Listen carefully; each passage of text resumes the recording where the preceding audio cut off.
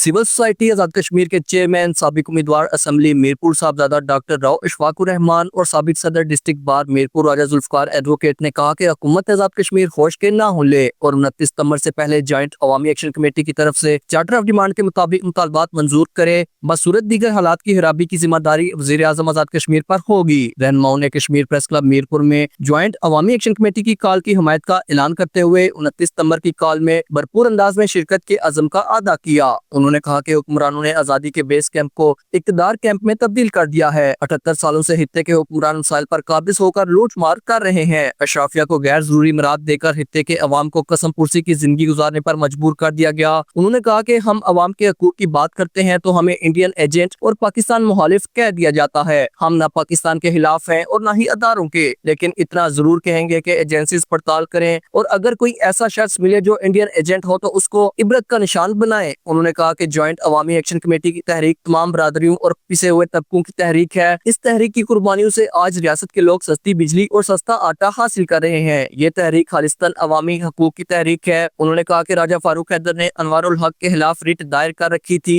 लेकिन जब मफादात खतरे में नजर आए तो सब जाती इख्तिलाफ को बलाए ताक रखते हुए एक जगह जमा हो गए। रहनुमाओं ने कहा कि हमारी तहरीक पुरअमन तहरीक है और अपने जायज मुतालबात मनवाने तक एहतजाजी धरना देंगे। उन्होंने हुकूमत से मुतालबा किया कि रियासत के अवाम को रिलीफ देने के लिए चार्टर ऑफ डिमांड के मुताबिक नोटिफिकेशन जारी करें। बसूरत दीकर पूरी रियासत में निजाम हुकूमत नहीं चल सकेगा। 2.5 साल से जारी तहरीक में एक्शन कमेटी ने रियासत में आटा और बिजली सस्ता कराया। आज अवाम सुख का सांस ले रही है। प्रेस कॉन्फ्रेंस में सिविल सोसाइटी आजाद कश्मीर के अरकान, वकला और मीरपुर प्रोटेक्शन फोरम के राजा ताहिर समेत लोगों की बड़ी तादाद मौजूद थी। शहराज अली रचियाल, JK न्यूज, मीरपुर, आजाद कश्मीर।